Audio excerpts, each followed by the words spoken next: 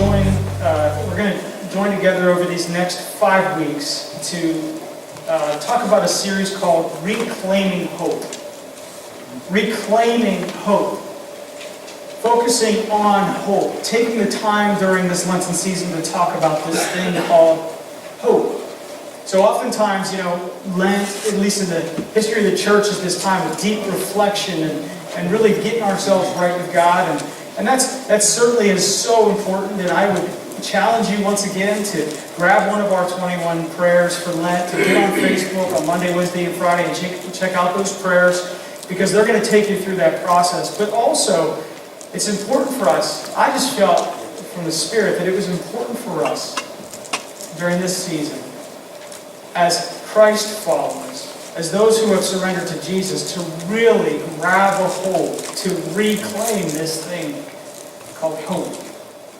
So as we begin this series, as we begin this journey together, the question I would ask is, what is the reason for your hope? Now be careful, because we can give the Sunday school answer, right? Because of Jesus, right? Mm-hmm. Yeah, of course, we're in church. That's what we're all supposed to say. But what is the reason for your hope? Maybe I could ask it a different way. This may be actually a little bit more revealing to each of us. What if you lost would crush all of your hope? Maybe that's a little bit easier. If I came into your house tomorrow and said, hey, sorry, but your house is being foreclosed upon. We're taking all the money out of your checking and savings, and you're going to be out on the street. Would that cause you to shake? Would that cause you? Of course it would.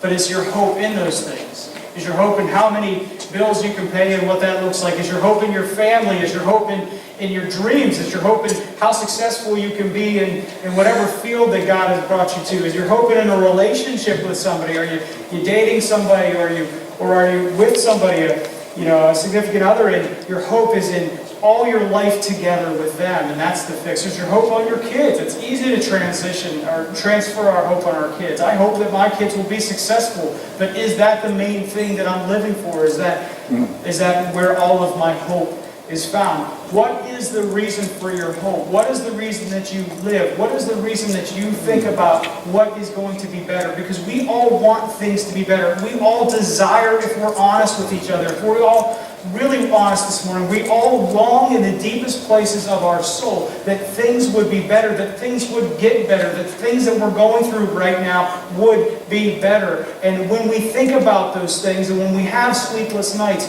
what is the reason for our hope? Where do we turn?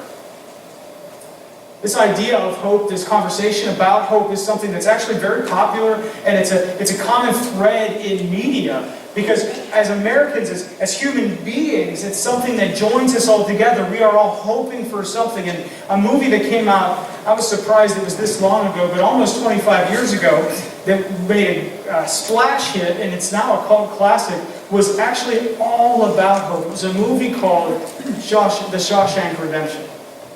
You remember that movie? Is everybody? Something, if you haven't seen it, you need to see it. It's a great movie. And the movie Shawshank Redemption is about these men, this journey of these men that are in prison. But the theme of the entire movie is about hope. It's about hope of this guy named Andy who is in prison, and his hope for something better, his hope for what would happen when he got out of prison. And it was contagious, and because of the way he approached prison, his hope actually bled onto those men that were with him every single day in prison. At one point in the movie, early on in the movie, I won't give the whole movie away, so you don't have to worry about that, but one part early on in the movie, Andy was put in a hole, and he got out of the hole, and he goes to lunch, and the guys asked him, how did you make it through that? How did you get through that? And he ends up sharing with them that his hope was the only thing that the guards, that the jail could not take away from him. And a man named Red, played by Morgan Freeman, said this to him. He said, hope is a dangerous thing. Hope can drive a man insane. Hope got no use on the inside. You see, for Red and for so many other people in that situation, they had lost all hope. It was no longer applicable. In fact, Andy's hope looked from their perspective to be something that was shallow, to be something that was foolish, something that he needed to toss off. And if we're not careful, we can get to the place where we're like that too. But at the end of the movie, Red gets out of jail, Andy's out of jail, and they start talking about hope again. I just want to show you this one clip from the end of the movie, because I wanted you to see how contagious this idea of hope is.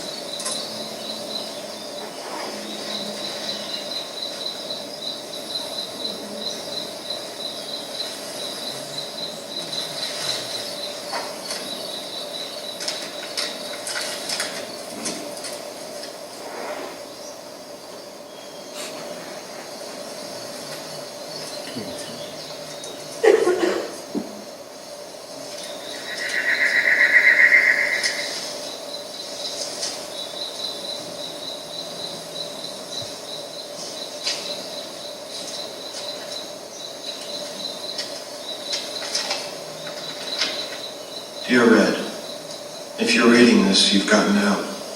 And if you've come this far, maybe you're willing to come a little further. You remember the name of the town, don't you? Say what's the name? I could use a good man to help me get my project on wheels. I'll keep an eye out for you, and the chessboard ready. Remember, Red, hope is a good thing. Maybe the best of things, and no good thing ever dies. I will be hoping that this letter finds you, and finds you well. Your friend, Andy.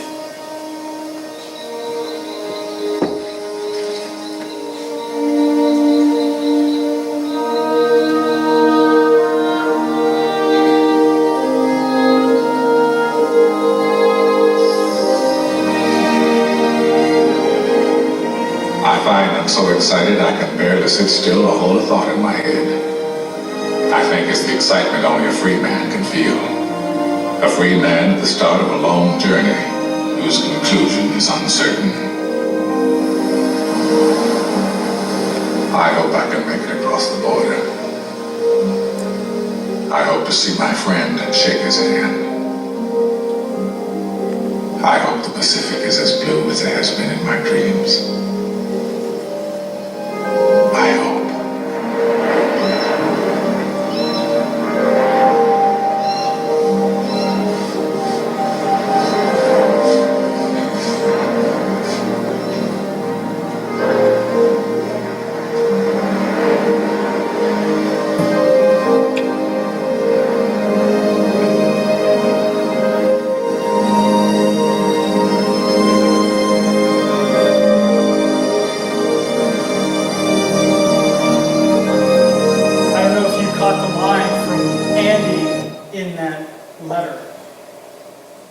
Said hope is a good thing.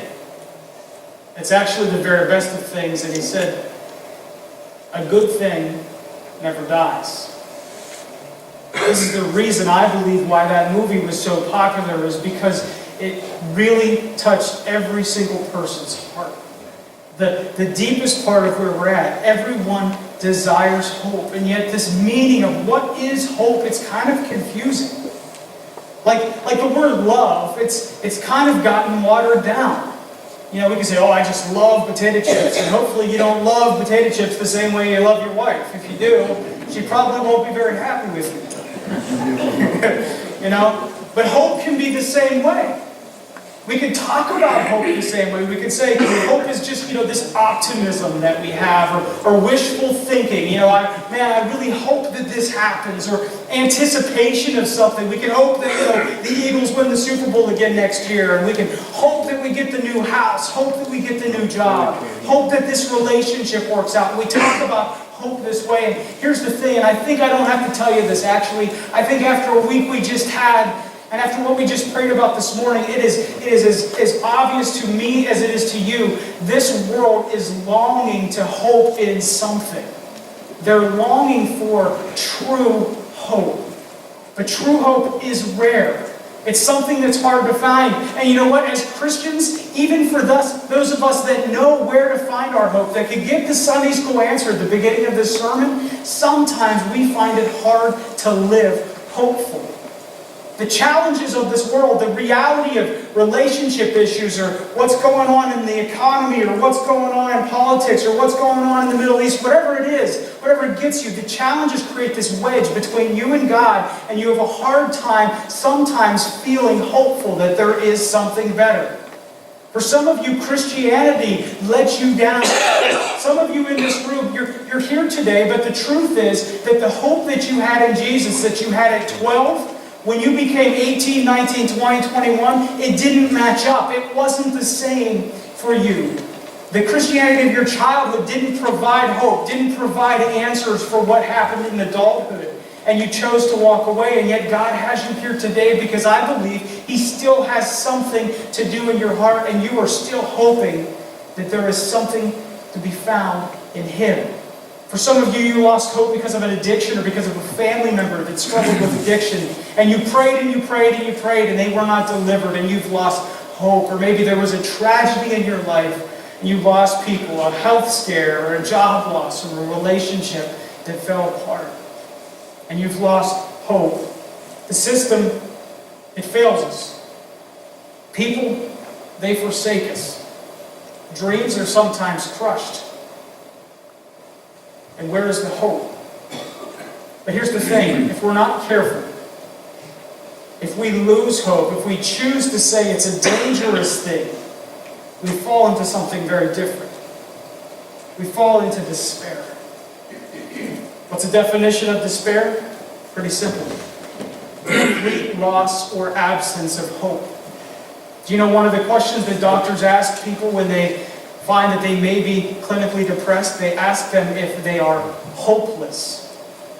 Because the loss of hope in our human heart leads to one place, and that's despair. And what's another way to say despair? It means to give up, to lose heart, to lose faith, to be discouraged, to be demoralized, maybe even to be pessimistic. Did you ever know anybody who didn't say that they gave up hope, but boy, they were pessimistic about everything?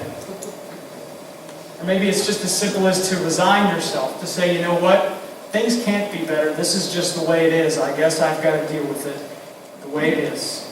We just become virtual Eeyores in life. Yeah. Hope. But here's the thing. We have a different message. Those of us that follow Jesus, we have something really to hope in. And I want you to know this morning, if you do not know, that the New Testament, most of the letters, most of the things we preach and teach here, most of the things that you read on this side of the book, all of those letters were written to people in a time period where they should not have had hope. They should not have had hope. In fact, compared to us, their despair may be even worse. Their reasons for despair may have been even worse. The New Testament church was a church that grew and flourished like nobody had ever seen, and no one has ever seen yet or since, through a season of life where the Christians would have been filled with despair if they let themselves. They were being persecuted. They were being hated. They were being shunned. It was not a time where it was a Christian nation. No, it was a time where if you worshiped Christ as Lord, you had a chance of being fed to lions. And yet the letters that we read, they're not pages in a book. They are letters from real people, knowing the reality of a hopeless situation, speaking to other people that are living in a reality of a hopeless situation, and saying to them, there is hope. The early Christian movement went, like I said, grew like wildfire because they put their hope in Christ. The Greco-Roman world was not a good place to be a Christian. If you were a Jew during the time after Jesus ascended, you gave up essentially all of your connections and all of your friends with those who did not believe that Jesus was the Messiah. For some people that were Jewish, to confess Christ as Lord meant that they couldn't even shop where they used to shop. They couldn't live where they used to live. Jesus said that brother would turn against brother. And this is what he was talking about. that if you said Jesus was Lord of all, you would lose your family, you would lose your connections, you would lose your friends. Talk about people in despair. And if you were Greco-Roman, if you were a Roman citizen who became a believer in Jesus Christ, the same was for you. They thought you were crazy. Not only did you stop worshiping the Roman gods, but you were put in danger because you stopped worshiping who they thought was God, which was Caesar. I don't know if you know this, but during the Greco-Roman world, they actually worshipped the emperor as a god. They built temples to Julius Caesar.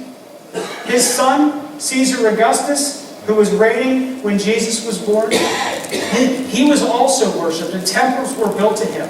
In fact, when Julius Caesar died, they called him Julius the Divine.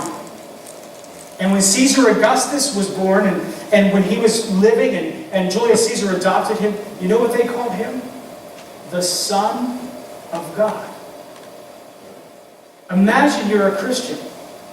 Imagine you're a Greco-Roman and all of your friends worship Caesar Augustus as the Son of God, and yet you pull out a letter written by a follower of Jesus named Mark who says, let me tell you about the good news about Jesus of Nazareth, the Son of God. Essentially what they were doing, the moment they bent the knee to Christ instead of Caesar, were signing a death warrant. This is the context for which Christianity grew. This is the context where people who had despair had hope, like many of us have never had in what they believed about Jesus Christ. This is the context we can learn from. And one of the people who wrote letters to these people that were being tortured, these people that were being treated poorly, these people that were being persecuted, was a guy named Peter. And a guy named Peter, you know who Peter is, right? I mean, I love Peter. He's kind of like the buffoon of the disciples somehow. You know? I mean, the night that Jesus was betrayed, Peter's like, I don't care if everybody turns away from you. I am going to stand firm. And then 3 hours later, he lies to a middle school girl about following Jesus. This is Peter. This is the guy who knows more than anybody what it means to turn your back on the Lord in a hopeless situation. And yet something happened in his life. He gained faith in something in his life that he was later able to write a letter to Christians who were in despair, who were hopeless, and give them encouragement. And this is what he said in 1 Peter 3:15, this letter to these Christians. He said to them this, in your hearts, set apart Christ as Lord. What he's basically saying to them is in your hearts, in the center of all that you are, put Jesus Christ as Lord, as the number one thing that you are fixated at all points and at all times during these moments of despair, these moments when you are feeling hopeless. When Satan tries to say, you need to figure this out on your own. When you have that sleepless night and you worry about this person that's going through a struggle, or you worry about this diagnosis that's about to come. You worry about sending your kids, like I said earlier, because it is a worry for me. I'll admit it. Sending your kids to school. Where are you setting your heart? Peter says, if you're hopeless, if despair is creeping in, if your optimism is ceasing, set apart Christ as Lord. He is King and He is ruler over that situation. And then he goes on and he says this, always be prepared to give an answer to everyone who asks you to give the reason for the hope that you have. I'm sure some of you have heard this before. Let's literally look at this text. Peter's writing to people who are being persecuted. It almost to me sounds a little mean, this word always. Always? Are you seriously, Peter? Hey Peter, guess what I heard? I read this book that this guy named John wrote that says that even when Jesus was betrayed, you ran away. And now you're telling me to always, to never ever have a doubt in these moments of hopelessness, these moments of despair? Peter says, no. Always be prepared. Be prepared to give an answer. Be prepared to give an answer when you know that when someone asks you, do you worship Jesus or do you worship Caesar? It's going to mean death, or at minimum, it's going to mean persecution for you and your family. Yes, always give an answer. Always give an answer to everyone who asks. Not one person who asks you. Give an answer to them for the reason that you have hope. Man, something must have happened to Peter. Something must have happened to these Christians. Think about this. To write this letter to these Christians, obviously something happened in the way that they reacted to the persecution, the way they acted to the trials of their life, that made people want to come up to them and ask them what their reason was for their hope.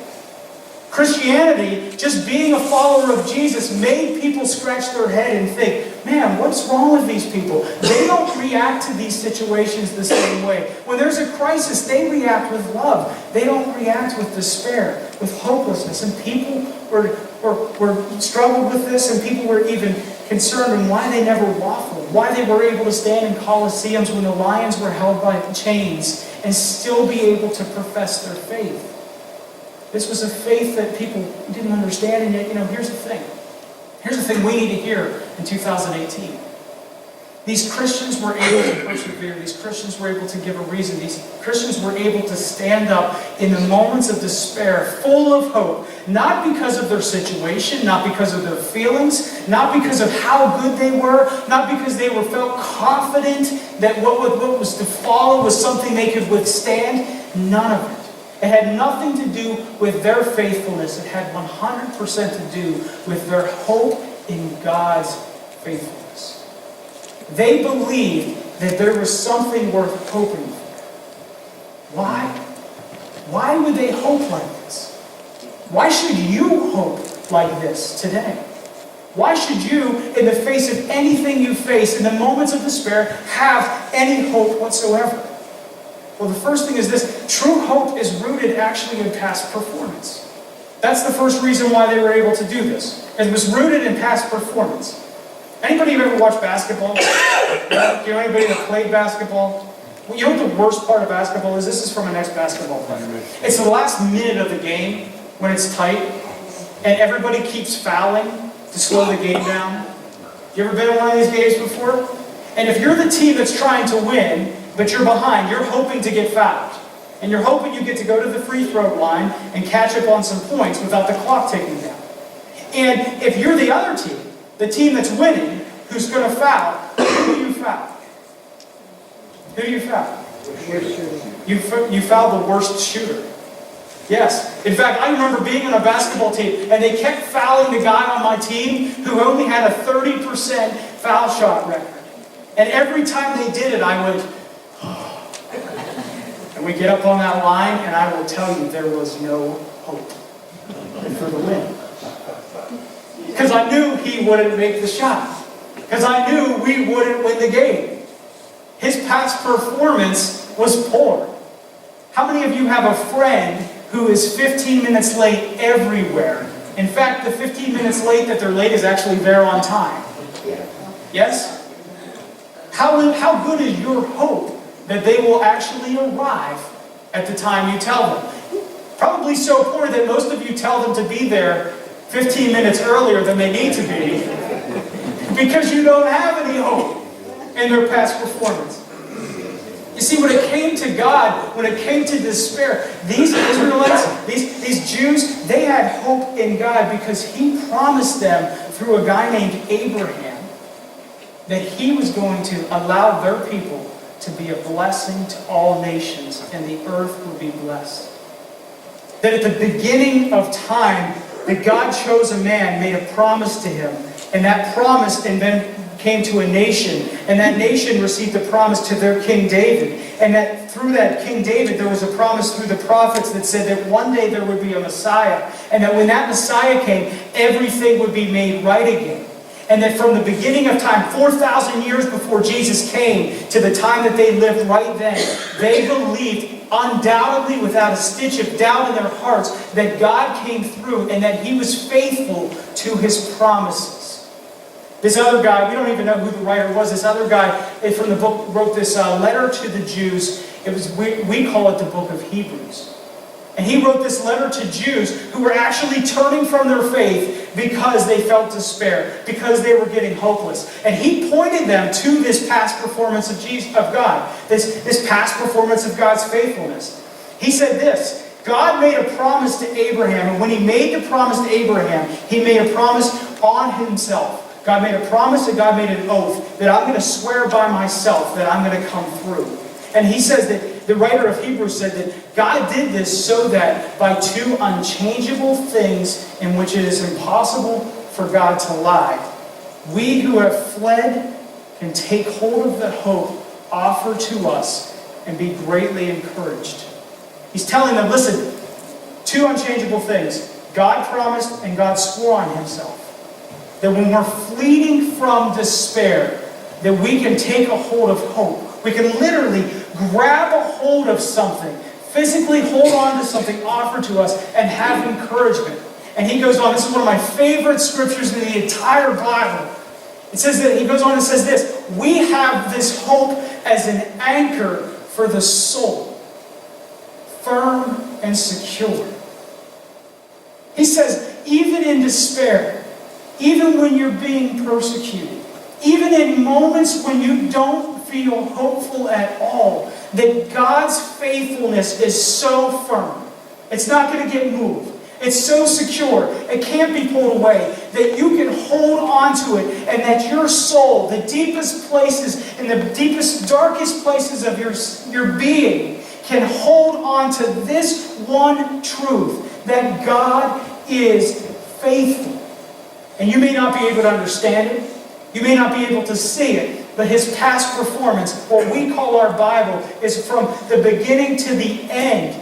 A statement to all of us, from real people that lived in real places, that God is faithful. And we can hold on to it so our soul will feel anchored. Early Christians believed this. And the reason they believed this is because of how God came through on his promise. And the reason this is so important for us as we approach the Resurrection Sunday, Easter Sunday, is because of how God came through on this promise. A little bit later in this same letter, the writer says this to these people turning away, having less than hope. He says, let us hold fast. Let's grab a hold of that anchor for our soul and hold fast. Never let go. The original language gives this idea of white-knuckling to that anchor. Hold fast to the confession of our hope without wavering. Because what? He's faithful. He's faithful. God keeps his promises. He's faithful. And what were they confessing? What did these Christians confess? What was the confession that caused them despair? What was the confession that transcended the despair? The confession was that Jesus Christ was Lord. You see, not only is our hope true hope in past performance, that God's faithful, but our hope isn't in a book. If you've heard this before, your hope is not in stories. Your hope's in a person. Your hope's in a person. And that person's name is Jesus. Your hope is that a real man came to earth 2,000 years ago. And that he lived in a way that no one had ever seen. And he taught in a way that no one had ever heard. And he lived in a way that even Roman centurions standing next to him at a cross said, surely this man is righteous. Surely this man is sinless.